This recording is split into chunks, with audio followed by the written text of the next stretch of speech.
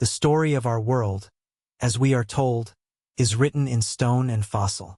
It is a grand, sweeping epic of slow, grinding geological change and the patient, deliberate march of evolution.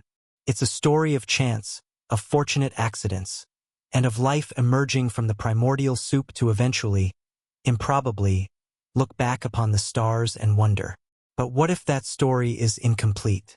What if the opening chapters have been torn out, and we are living in a world built upon the ruins of a history we were never meant to discover?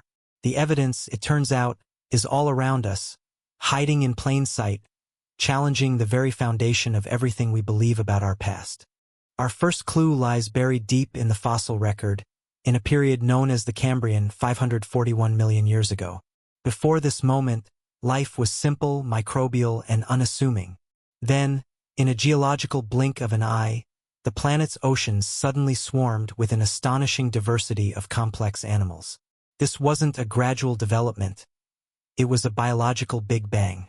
In less than 20 million years, nearly every major animal blueprint that exists today appeared as if from nowhere, fully formed, with limbs, eyes, and sophisticated body plans. It's an event so abrupt, so revolutionary, that even Darwin himself admitted it was a valid argument against his theories. Evolution, as we understand it, works through slow, incremental steps, but the Cambrian explosion is a quantum leap. There are no clear transitional fossils leading up to this biological dawn.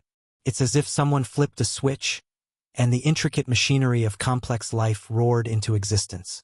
Creatures straight from a fever dream, like the five-eyed Opabinia or the fearsome predator Anomalocaris, patrolled the seas. The question isn't just how life evolved so quickly, but why it manifested with such sudden, explosive creativity. It's less like a slow branching tree of life, and more like a fully stocked garden, planted overnight. This explosive beginning in our biological history is mirrored by an equally baffling mystery carved into the surface of the Earth itself. The fossils are not the only whispers from a forgotten age. To find the next clue, we must travel to the desolate Altiplano of Bolivia, to a site that defies all conventional explanation: Pumapunku. Here, scattered across the arid plains, lie the remains of a megalithic structure of impossible precision. Enormous blocks of andesite and diorite, some of the hardest stones on Earth, are shaped with a level of craftsmanship that seems to mock the supposed technological limits of the ancient world. These are not the rough-hewn boulders of Stonehenge. We are talking about stones weighing over 100 tons, cut with perfectly straight edges, exact right angles, and interior corners that would challenge even our modern laser-guided machinery. Some blocks feature complex interlocking shapes, as if they were components from a gigantic, prefabricated kit. The surfaces are polished to a glass-like smoothness, and intricate grooves, some only millimeters wide, are incised with a level of accuracy that seems utterly unattainable with the bronze chisels and stone hammers that conventional archaeology assigns to the builders. This isn't craftsmanship. It is machining. The official narrative credits the Tiwanaku culture, which flourished around 500 AD, but it offers no plausible explanation for how they achieved such feats. How did a pre-industrial society quarry, transport, and assemble these monstrous blocks with hairbreadth precision? There are no forests nearby for wooden rollers, no written records of the techniques used, and no tools found at the site that can even begin to account for the results. Pumapunku stands as a silent, monolithic testament to a technology that, according to our historical timeline, simply should not exist. It forces us to ask, if our ancestors didn't build this, who did? And Pumapunku is not an isolated case. It is one node in a global network of anomalies. In Turkey, the temple complex of Göbekli Tepe predates agriculture and even pottery, yet its intricate, 20-foot-tall pillars were carved and erected by people who were supposedly nomadic hunter-gatherers. In the depths of the Mediterranean, the Antikythera mechanism, a shockingly complex astronomical computer from the 2nd century BC, reveals a knowledge of gearing and celestial mechanics that would not be seen again for over 1,000 years. Each discovery on its own is a puzzle, but when viewed together, they cease to be isolated curiosities and begin to form a pattern. The mistake has been to view these clues in isolation, to see the Cambrian explosion as a biological problem, and Pumapunku as an archaeological one. But what if they are connected? What if they are data points on the same forgotten timeline? A timeline that tells the story not of our civilization, but of another one entirely. A civilization that possessed a mastery of both biological and material engineering. One that could jumpstart an entire biosphere and then, hundreds of millions of years later, shape mountains with tools we can only dream of. Let us, for a moment, entertain a radical hypothesis. These anomalies are not the works of early humans, nor are they inexplicable freaks of nature. They are exactly what they appear to be: footprints. They are the deliberate technological signatures left behind by a civilization that inhabited this planet long before we did. They are the ruins, the artifacts, and the biological echoes of a presence that has been systematically erased from our memory, but not from the planet itself. This world was their home, their laboratory, or perhaps just a temporary colony. We are living among the ghosts of an empire we never knew existed. The evidence is not hidden in some distant star system. It is right here, buried in our planet's oldest rocks and etched into its most enigmatic structures. These are not just puzzles for scientists to debate. They are breadcrumbs, left for us to find, leading to a staggering, world-altering conclusion. The story of intelligent life on Earth did not begin with us. We are simply the chapter that came after. The footprints are undeniable, etched into the very fabric of our planet. A biological explosion that defies natural selection, and machined stone that defies our history. These are not random glitches in the timeline. They are markers. If we accept them as evidence of a forgotten intelligence, the question changes from what to who. The scale and sheer diversity of these anomalies, separated by hundreds of millions of years, suggests something far grander and more complex than a single monolithic alien race. We may be looking at the faint traces of a cosmic government. This brings us to one of the most profound paradoxes in science: the Fermi paradox. In a galaxy with hundreds of billions of stars, many far older than our own, the mathematics of probability suggest that intelligent life should be common. So, as the physicist Enrico Fermi famously asked, "Where is everybody?" The Galactic Federation hypothesis offers a chilling and elegant answer. They have already been here. And they weren't just one species, but a consortium, a vast and ancient alliance of starfaring civilizations, whose combined presence would be the only force capable of undertaking projects on a planetary scale. Why would such a powerful entity choose our small, rocky world? The first and perhaps most compelling motive is that Earth was not a home, but a laboratory. Imagine a collective of cosmic biologists, or galactic gardeners, searching for a pristine world with the perfect ingredients for life. They find a young Earth, stable and rich with water, and see a unique canvas. The Cambrian explosion, then, was not a fluke of evolution, but the deliberate seeding of a planetary-scale experiment, the activation sequence for a biosphere of unimaginable complexity. They didn't just observe life, they composed it. From this perspective, the planet becomes a grand petri dish.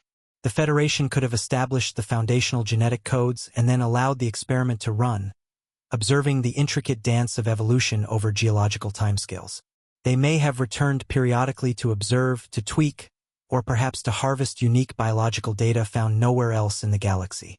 Our planet's staggering biodiversity, from the deepest oceans to the highest mountains, might not be an accident, but the intended result of their work. We are, in this scenario, living inside the forgotten remnants of their greatest experiment. A second, more pragmatic possibility is that Earth was a strategic outpost. Location is everything, even in the cosmos. Our solar system resides in a relatively quiet, stable spiral arm of the Milky Way, away from the violent radiation of the galactic core and the chaos of dense star clusters. To a civilization looking to establish a long-term presence, Earth would be prime real estate. It offered a stable platform with abundant resources: liquid water, a protective magnetosphere, and a wealth of raw materials. It was the perfect place for a base of operations. What kind of operations? Perhaps it was a silent listening post, a deep space observatory monitoring this quadrant of the galaxy for subtle energy signatures or the birth of new intelligence. It could have been a navigational beacon, a crucial waypoint in a vast interstellar trade or travel network. Or maybe it was simply a resource depot, a place to refuel and repair, like a remote harbor on a vast cosmic ocean. In this view, humanity's rise is an incidental consequence, like weeds growing in the cracks of a long-abandoned fortress. There is a third, more dramatic and more poignant motive we must consider: Earth was a sanctuary. We tend to imagine advanced civilizations as conquerors, but what if they were refugees? The universe is a violent place. Supernovae, gamma-ray bursts, or even wars fought with incomprehensible technologies could render entire sectors of the galaxy uninhabitable. A galactic federation, facing such a cataclysm, would initiate a diaspora, a desperate search for safe harbor. Earth, isolated and biologically rich, would be the perfect lifeboat. If they came here as survivors, it changes everything. Their goal would not have been conquest or research, but simply survival. Their technology, while advanced, might have been damaged or their resources limited. They would have been focused on creating a self-sustaining haven, hiding from whatever threat they were fleeing.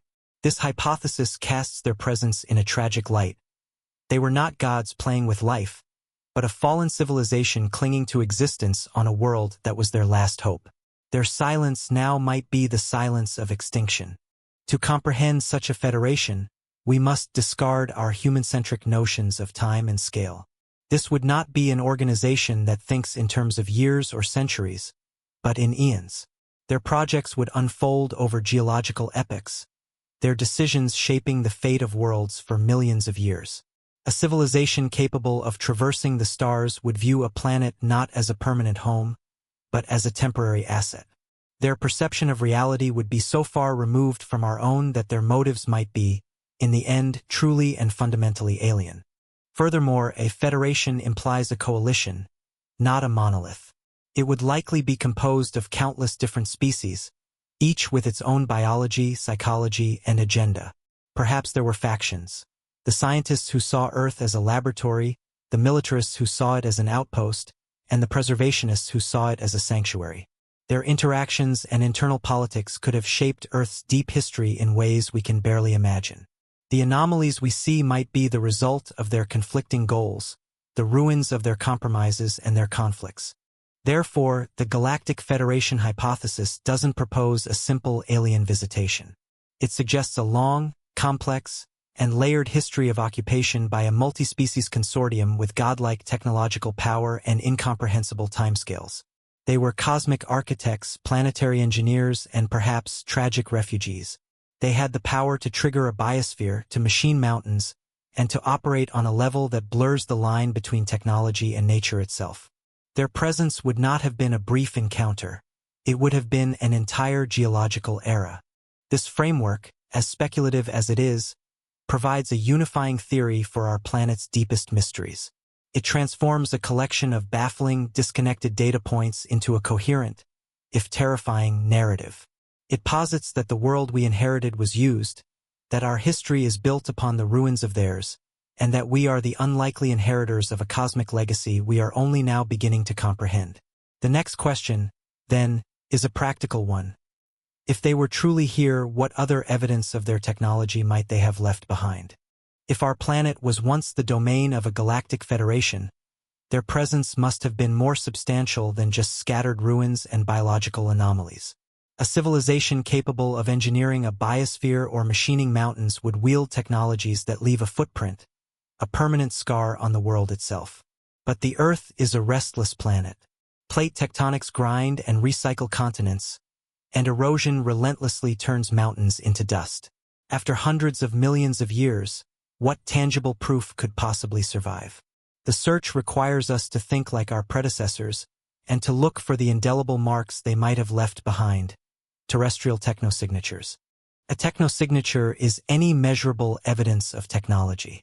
Traditionally, astronomers have searched for them in space, scanning for radio signals or alien megastructures. But a new, radical field of science proposes we should be looking down, not up. If an industrial civilization existed on Earth in the deep past, it would have generated waste. We must search for its chemical ghost, for anomalies buried deep within the geological strata. These would be fingerprints of a planetary-scale technology, layers of synthetic compounds that defy natural chemistry, or concentrations of rare elements that indicate advanced manufacturing. The most telling signature could be radioactive. Any civilization utilizing nuclear power on a massive scale would leave behind a legacy of unique isotopes. We must search for the telltale decay products of elements like plutonium or other transuranic materials that have no natural origin on Earth. Finding a concentrated seam of such isotopes in a 400-million-year-old rock layer would be the equivalent of finding a fossilized microchip.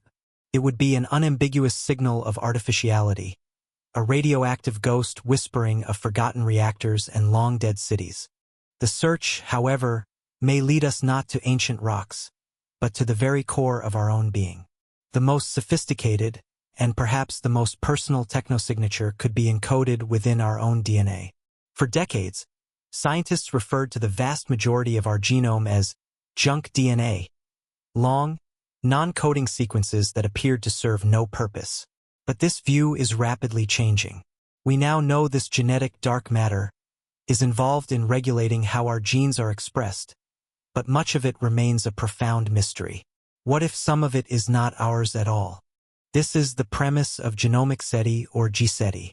A small but growing number of researchers are considering the possibility that our DNA contains an archival message, a manufacturer's stamp left by our creators.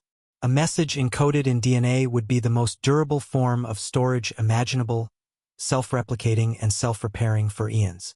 It could be a simple mathematical constant, a complex diagram, or a warning. The search for such a signal involves scanning our own genetic code for patterns that appear non-biological and statistically unlikely to have arisen through natural evolution. Imagine the implications. We search for aliens in the cosmos, never realizing that the ultimate proof of their existence has been carried within every cell of our bodies for millions of years. It would be the ultimate cosmic calling card, a message hidden in the vessel of the messenger. We wouldn't just discover alien life. We would discover that we are, in some fundamental way, a part of its legacy. Our very biology would become the most profound artifact ever discovered. Beyond the geological and the biological, we must also consider where a hyper-advanced civilization might place an object it wanted to last for eternity. The surface of the Earth is a chaotic and destructive environment, but other locations in our immediate vicinity are not. The single most valuable piece of real estate for preserving a long-term artifact is the Moon. With no atmosphere, no weather, and no tectonic activity, an object placed on the lunar surface could survive virtually untouched for billions of years. The Moon, therefore, might be the ultimate off-site backup for our planet's true history. Was a beacon, an archive, or a final warning placed there, waiting for the planet's next intelligent species to develop spaceflight and find it? This transforms the lunar surface from a desolate wasteland into the most important archaeological site in human history. A single, artificial object of non-human origin found on the Moon would validate the entire hypothesis in an instant. Back on Earth, similar principles apply. We must search the planet's most stable and inaccessible environments. The deep trenches of our oceans, miles beneath the surface, are shielded from the turbulence of the world above. An artifact sunk there could be preserved beneath layers of sediment for geologic ages. Likewise, the bedrock beneath Antarctica's 2-mile-thick ice sheet has been locked away from the outside world for over 15 million years. Subglacial lakes like Lake Vostok, pristine liquid water environments untouched for eons, are among the most promising places to search for evidence of a non-human presence. Of course, the counter-argument is that the absence of overwhelming evidence is evidence of absence. If they were here, surely we would be tripping over their ruins. But this fails to appreciate the sheer scale of deep time. 1 billion years is an almost incomprehensible span of time, long enough to erase nearly any trace of civilization from a geologically active planet. The search for terrestrial technosignatures is therefore a forensic science, a hunt for the nearly indestructible needle in a planetary haystack. The search is on, and for the first time we have the tools to conduct it. Our geological surveys are more advanced than ever, our genetic sequencing technology is exponentially more powerful, and our ability to probe the deepest oceans and even the moon is finally becoming a reality. The question is no longer a matter of pure speculation. It is a testable hypothesis. These are the new frontiers in the search for extraterrestrial intelligence, and they are not in some distant star system, but right here at home. By looking for these signatures, we are doing more than hunting for aliens. We are searching for a deeper understanding of our own planet and our place within its history. Each core sample drilled, each genome sequenced, and each trench explored becomes an act of questioning the official narrative. We are looking for the ghosts in the machine of our own world, and the discovery of even one would rewrite not just our past, but the future of all humanity. If a civilization leaves behind technological and biological traces, it stands to reason it would also leave an imprint on the consciousness of any species that witnessed it. What if our most ancient stories, the myths and legends we dismiss as primitive superstition, are not fictions at all? What if they are the last surviving remnants of a history so profound and traumatic that it could only be preserved as religious allegory?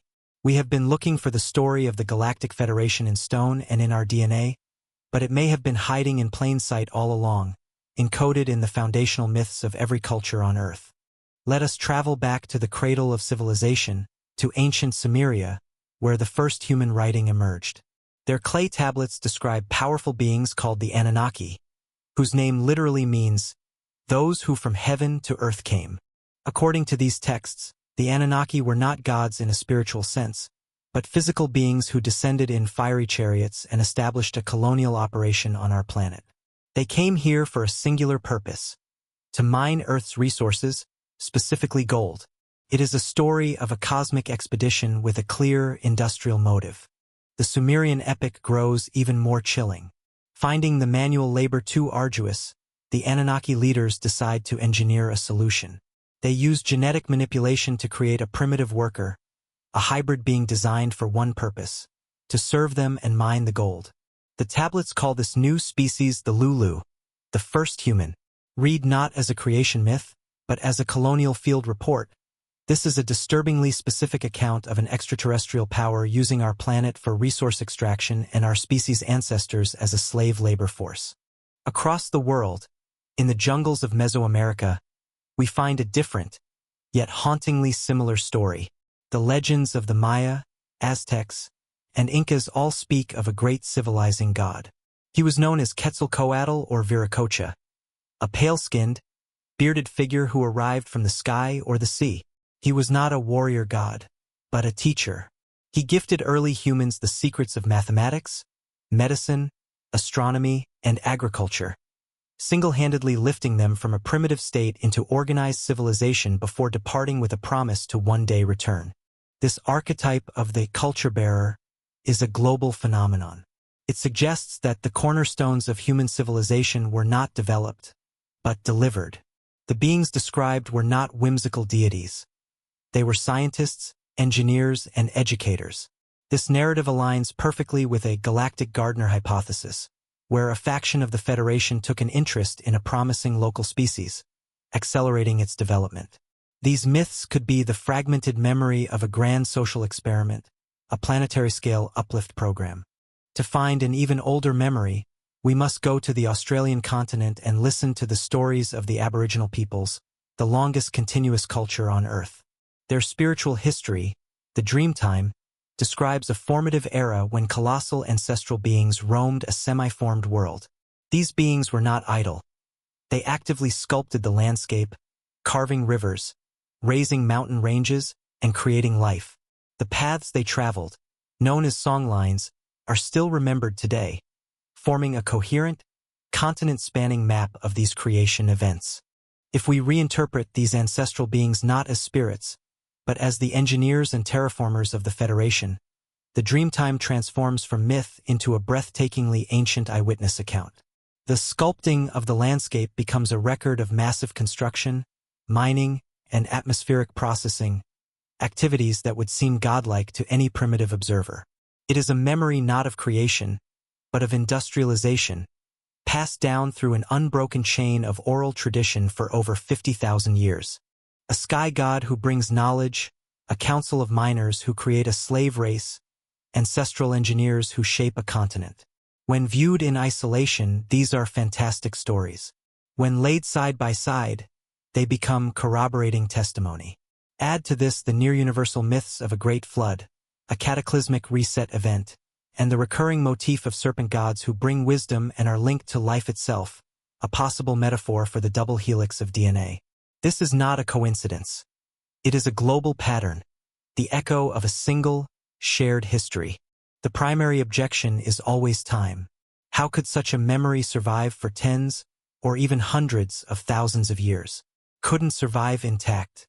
It would have been distorted, simplified, and mythologized by generations who had no framework for the technology they were witnessing. A spacecraft becomes a celestial chariot, a geneticist becomes a serpent god, and a planetary-scale engineering project becomes a creation story. The original events were compressed into powerful, enduring archetypes, the only form in which the memory could survive the vast erosion of deep time. We must, therefore, reconsider our entire cultural heritage. Our myths are not the childish fantasies of our ancestors. They are arguably the most important historical documents we possess. They are the psychic scars of our encounter with a power so immense it was indistinguishable from the divine.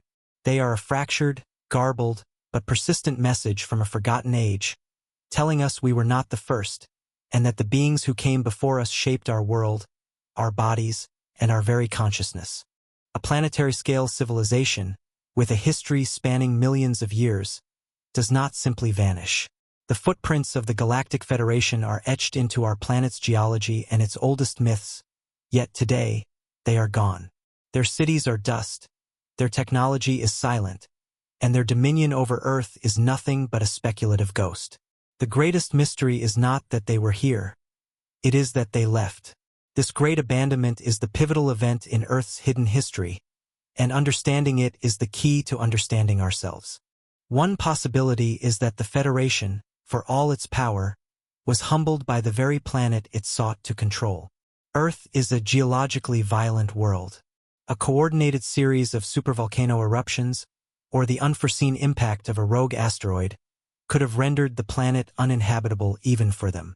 Perhaps they saw the cataclysm coming and initiated a stately, planned evacuation, dismantling their infrastructure and retreating to the stars. In this scenario, they were not defeated, but forced into a strategic withdrawal by a power greater than their own, nature itself. A more sinister theory suggests the war was not against nature, but against themselves. A coalition of diverse species, the Federation was likely fraught with internal politics and competing agendas. The gardeners who saw Earth as a sanctuary may have clashed with the miners who saw it as a quarry. Pumapunka's ruins may not be the result of time, but of conflict.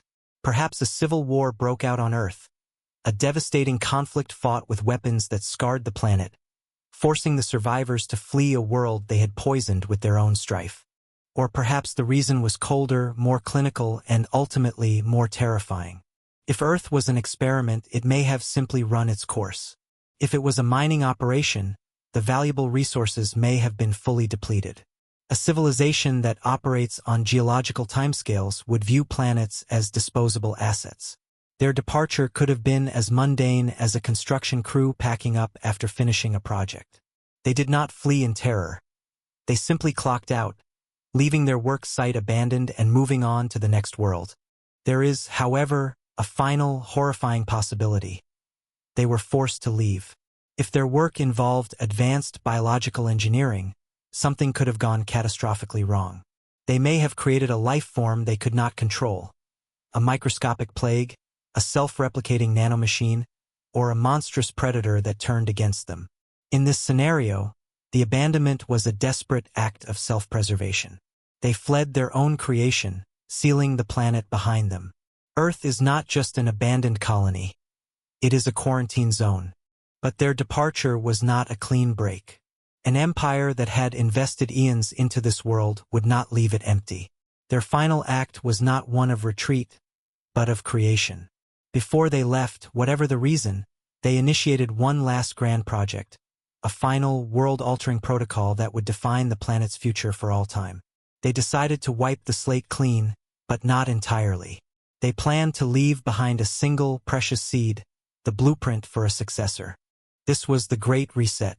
We see its distorted echo in the near-universal myths of a great flood, a cataclysm that purged the world of a previous, corrupt generation of giants and monsters. This wasn't a natural disaster. It was a deliberate surgical cleansing.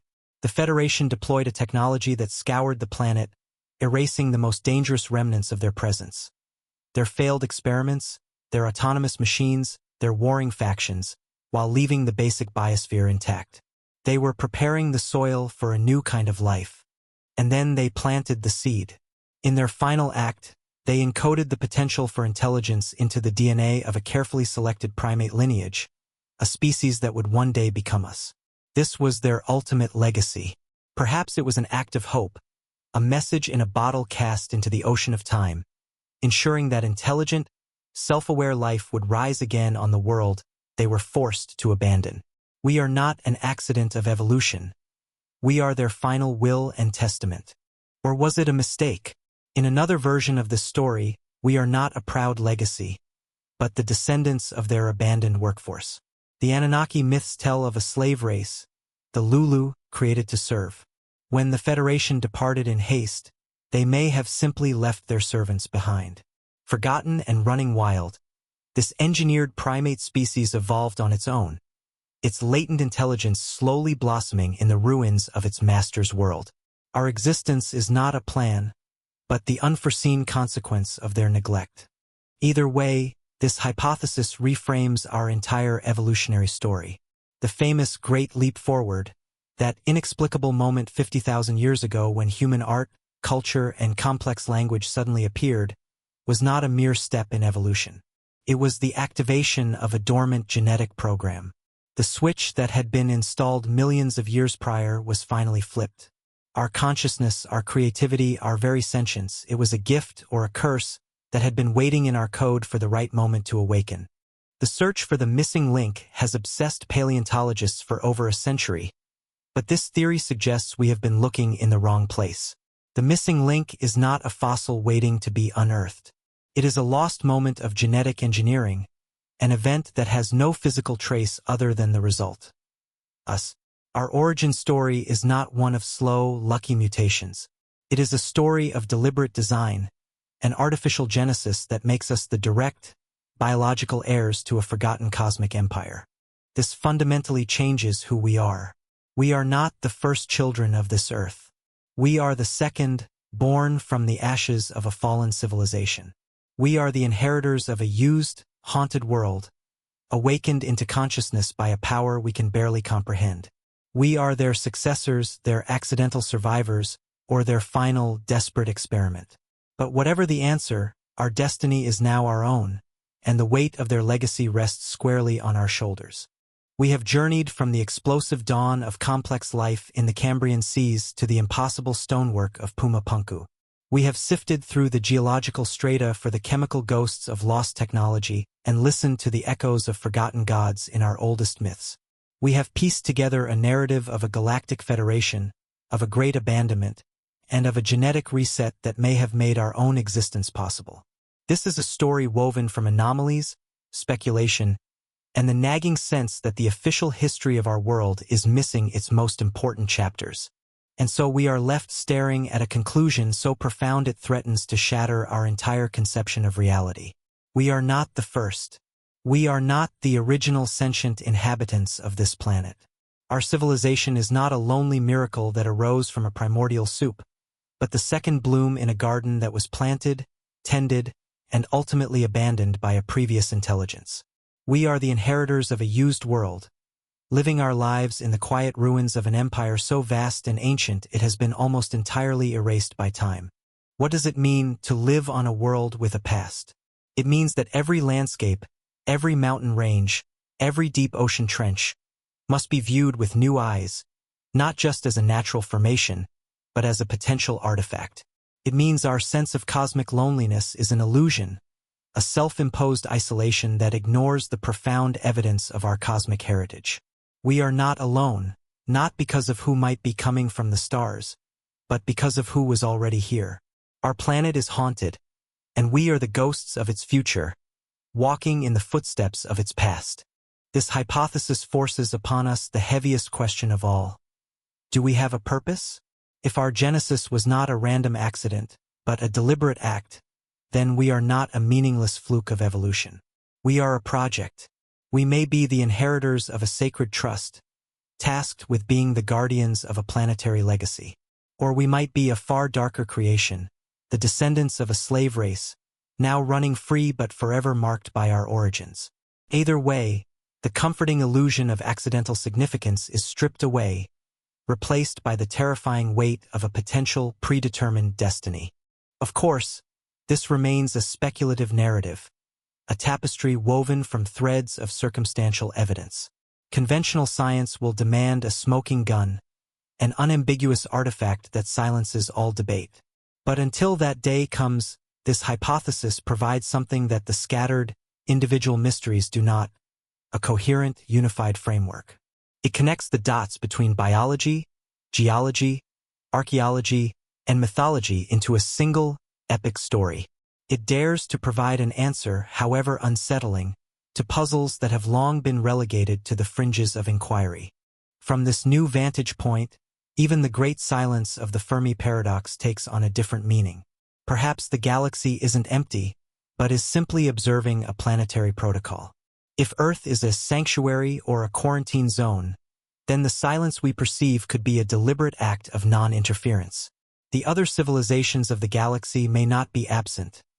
They may be politely or fearfully keeping their distance. Our cosmic isolation might not be a sign of our uniqueness, but of our special, and perhaps dangerous, status. This realization must inevitably turn back upon ourselves, forcing us to confront our own behavior as a species. How does this knowledge change our future?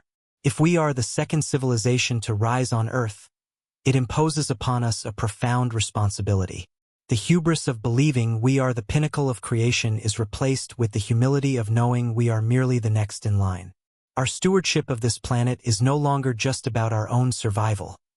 It is about honoring a legacy that stretches back into deep time. We are now at a crossroads. We can continue down the path of believing we are a biological accident, alone in an indifferent universe, with our fate entirely in our own hands. Or we can embrace the possibility that we are part of a story that is immeasurably older and grander than our own. This choice is not trivial. One path leads to a continued sense of supreme self-importance, the other to a humbling realization that we are a small part of a vast, cosmic drama. Perhaps the most critical lesson in this entire narrative is a cautionary one. The Galactic Federation, with all its godlike power, is gone. Whether they fell to internal conflict, environmental catastrophe, or a technological creation they could not control, their fate is a stark warning. As our own civilization grapples with nuclear weapons, climate change, and runaway artificial intelligence, we must ask ourselves, are we destined to repeat the mistakes of our predecessors? Is the cycle of intelligent life on Earth one of magnificent creation followed by self-inflicted oblivion? In the end, this hypothesis does not offer the comfort of certainty. It offers something far more valuable, a reason to question. It does not demand that you believe, only that you consider the possibility that our world is more mysterious, more complex, and more magnificent than we have ever been told. The story of intelligent life on Earth is not a monologue. It is a dialogue between the present and a profoundly deep past. The story of the Federation may be over, but our chapter is still being written. The only question that remains is how it will end.